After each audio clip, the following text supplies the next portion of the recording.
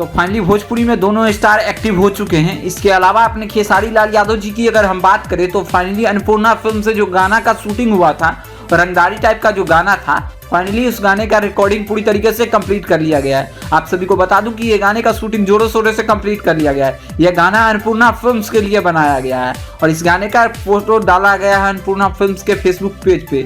इसके अलावा ये गाने आप सभी खूब ज्यादा पसंद करने वाले। गाने में नो डाउट अपने खेसारी लाल यादव जी की कोई कमियां और खल्ले वाली है।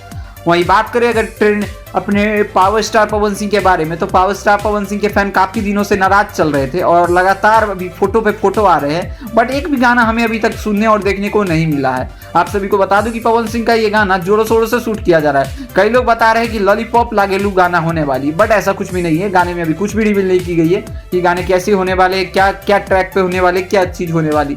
बट हाँ, इतना कंफर्म है कि ये गाना आप सभी को देसी स्टाइल में दोनों गाना झुमा देने वाली है। तो इस दोनों गाने के बारे में क्या कुछ राय है अपना कमेंट में जरूर बताइएगा।